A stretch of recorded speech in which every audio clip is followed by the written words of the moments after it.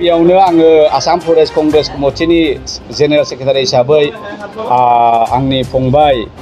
मिडियानि बिथांमोनखौ खुलुमबाय। आंजों दङ जोंनि एपिसिसिनिनो बिटिआर ट्राइबेल इनचार्जनि इनचार्ज बिथां जसेफ बसुमतारी आरो लोगोसे क'क्राझार जिल्ला कंग्रेस कमिटिनिनो साधारन सम्पादक हाबिल आली शेख बिथां। दिनै बुंनांगौ बाथ्राया बेनो, बे मैया दाखालिसो सासे हयथ' रन्जन बरा होननाय बिथांखौ जोंनि दुलाराय बाथौ गौथुम दुलाराय बाथौ महासभाया गावसिनि सभायाव निस्सय आलासि लेंहरदोंमोन आरो बिथांनि प्रेस मिटआव बिथाङा बर' खृष्टानफोरखौ खोब गाज्रि भाषायै रायदों जे सोरबा लुकास बसुमतारी नामखौ खृष्टानफ्रा ओरै नासयदों। नासयनायनि बेलायावथ' बेफोरो एखमबा भुल बुजाबुजियाव जायो आरो बे भुल बुजाबुजिया ओरैबायदि जे दिनै प्रिथिबियावनो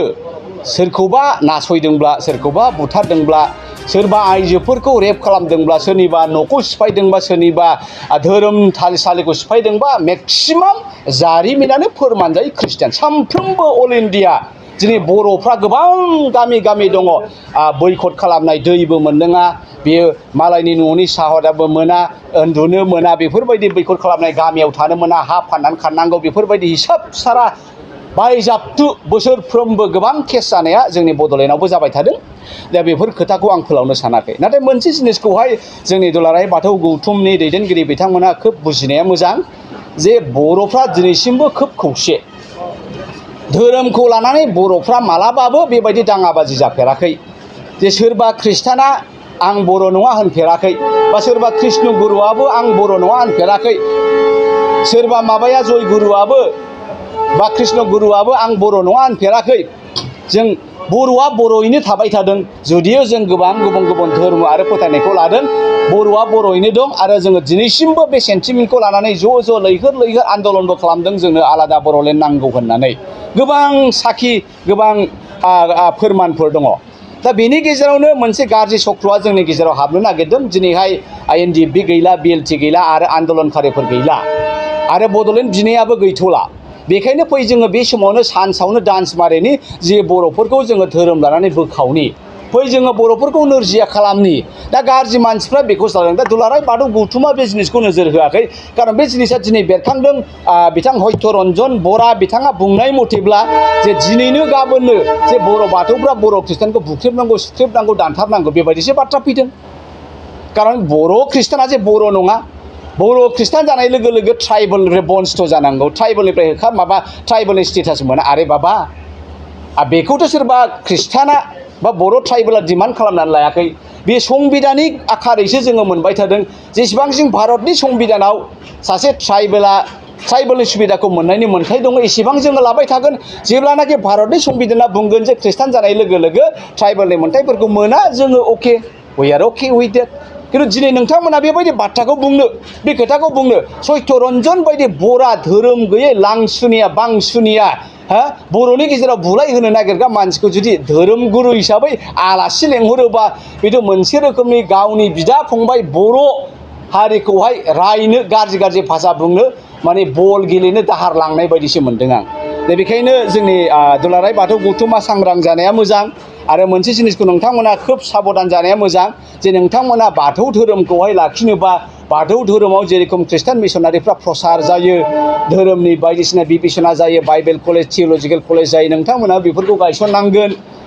बेबायदिनो बाथौनिफ्राय क्लार्जिफोर मानसि प्रडिउस खालामनांगोन। आरो बेल' नङा, नोंथांमोना गिबियावनो नोंनि धोरोमा मा होनोब्ला नोंथांनि सार्टिफिकेटआव, नोंथांमोननि फिसौफोरनि सार्टिफिकेटआव आं बाथौ होननानै लानो सोलोंनांगोन। जेब्लासिम नोंथाङा गावनि धोरोमखौ आं बाथौ होननानै साखि होआ, अब्लासिम बाथौआ मालाबाबो थांनानै थाया, बे हारसिङै थैलांगोन। दा नोंथांमोना प्रथम हमवार्क हिसाबै बेखौ माव। दा बेखौनो नोंथांमोना मावा, दिनै खृष्टानखौसो दुसिदों। दा बे खोब गोरोन्थि। खाम जथा सिफुंखौ लानानै बिदि बुंनो नाङा। सोरबा बाथौआबो गिटारखौ दामो आरो सोरबा खृष्टानाबो सिफुंखौ दामगोन आरो खामखौबो दामगोन, बे मोनसे मिउजिकेल इन्सट्रुमेन्ट। हावेभार बेनि गेजेरावनो बाथौफ्रा जुदि गमामायैनो बुंथारोबा, बाथौ गौथुमनिफ्राय, बाथौ महासभानिफ्राय जे दिनैनिफ्राय खामा जोंनि धर्मनि मोनसे आगजुसो, दामग्रासो होनोब्ला, खिन्थु खृष्टानफ्रा हयथ' मानिगोन जे नंगौ, जोङो जोंनि गिर्जानि एक्टिभिटिफ्राव खामखौ दामनाय नंला। नाथाय नोंथांमोना बेखौ बिदा फंबायनि गेजेराव मोजां सावरायनानै फोसाबा हागौ माने सोरबा सासे बामोन सोरबा हारसाखौ लाबानो जोंनि गेजेराव ओरै एरलाय बेबायदिबाथ' बे मावजि मानैनो मासे मोख्राया रुथि राननानै होनाय सेरावसो रानना होनाय बायदिसो जागोन जोंनि गेजेराव मालाबाबो मिला प्रितिया फैनाय ना अराय सम बियो अमिल जागोन आरो गावजों गाव भुल बुजाबुजि बुलायनायसो जागोन दा बेखायनो आरो गोबाव फोलावनो सानाखिसै बाथौ धोरोमारि आंनि बिदा फंबाय बर' बिथांमोनखौ आं खोब गुरैयै खावलायनो सानदों जोङो धोरोमखौ लानानै दावराव दावसि जाजा जोंहा बड'लेण्ड सोरजिनांगौ मा खृष्टान मा बाथौ जों जयैनो लैहोर थांनानै जोंनि बड'लेण्डखौ सोरजिना लानांगौ आरो बड'लेण्ड सोरजिनायनि सिगां जुदि बाथौआ बा बर'आ जुदि धोरोमखौ लानानै गावबायबा बर'आ जोब्बाय हमनानै लादो दा बेखायनो आरो आं धोरोमनि सोमोन्दै मा बुंबावनो धोरोमा बयनिबो थाखाय मोजां आं खृष्टान आं गावनिखौ मोजां होनगोन सोरबा बाथौआबो गावनिखौ मोजां होनगोन सोरबा हिन्दुआबो गावनिखौ मोजां होनगोन सोरबा मुस्लिमाबो गावनिखौ मोजां होनगोन दा बेखायनो बे धोरोमनि बाथ्राफोरा जोंनि डिबेट खालामनायजों गावजों गाव दावराव दावसि नांलाय खमलायजों दान्थे बिदान्थेजों मालाबाबो सल्भ जाया धोरोम नालाय बेयो जोङो खदै मलायनांगोन बाइबेला बुंनाय बायदि सोरबाया नोंनि खावलायखौ फारसे सोबायोब्ला आरो फारसेखौबो सोबाना हो दा बेखायनो जोङो खृष्टान बा नर्मेलि गोबां केस जायोब्लाबो जोङो बांद्राय कर्ट कासारि खारनाय जाया आरो बांद्राय बिदि प्रेस मिडिया फैनाय जाया दा सत्यरन्जन बरा बिथांखौ आं बिनि थाखायनो दिनै बिनि एगेन्स्टै बुंनाया बेनो जे बिथाङा बर'फोरखौ बोखावनो सानदों बर'फोरनि बे खौसेथिखौ बिथाङा नायनो हायाखै मैया दाखालिबो मोनसे बिराद गिदिर प्रुफ साथामनि गेजेराव जोंहा नबजित नार्जारि बिथाङा DID आव जे ओरैबायदि देरहानानै फैदों बेबो बर'फोरनिनो मा खृष्टियान मा हिन्दु मा बाथौ गासिबो सानफ्रामबो आंहा नैबे मबाइलाव सिम मोननै दङ जिअ'जों हरलाय एयारटेलजों हरलाय आङो हाबिलखौबो हरनो थिनदों जे हाबिल नबजितनो नैबे नाम्बाराव नोङो हरदो नबजितआ देरहायो खोमा बेबायदिनो जों खौसेयैनो दिनै बर'फ्रा ज' जानानै नबजितखौ देरहादों फैबाय थानाय समावबो जोंनि बर' जाथिनि इसुफोर फैयोब्ला जोङो मा बाथौ मा खृष्टान गावजों गाव दावराव दावसि बुलाय सोलाय जायाब्लानो खौसेयैनो जोङो हारिखौ लुखांनांगोन जोंनि हारियानो देरसिन थेंक इउ खुलुमबाय नोंथाङा सरखारि साख्रि नागिरदोंना नोंथांनि थाखाय मोनसे गोजोनथाव खौरां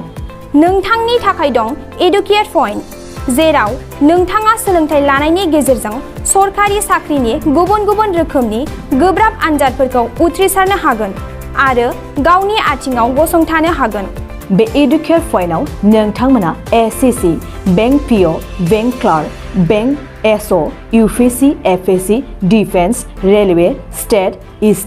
इन्सुरेन्स AAO ADO एसिस्टेन्टजों लोगोसे स्टेट लेभेल जब आरो माखासे सरखारि साख्रिनि आनजादाव गोनांथि जानाय आयदाफोराव सोलोंथाइ लानो हागोन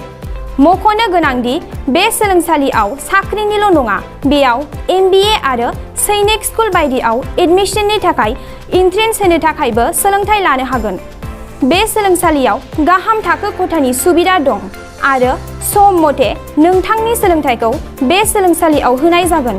बेखौबो मिथिनांगोन दि बे एडुकेट पइन्टआव सोलोंथाइ लानानै बावैसो 2021-22 इं मायथाइनि SSC GDनि आनजादाव गासै 11 सा सोलोंसाफोरा उथ्रिसारनो हादों बारा नङा गासै 15,000 रांजोंनो नोंथाङा बे सोलोंसालियाव 6 दानसिम सोलोंथाइखौ लानो हागोन बे सोलोंसालिया क'क्राझार बरपेटा रड गवालपारा आरो बङाइगावआवबो दं क'क्राझाराव सोलोंथाइ लानो गोसो गुदुं जानाय सुबुंफोरा 70020261133 9101 536360 70020261133 9101536360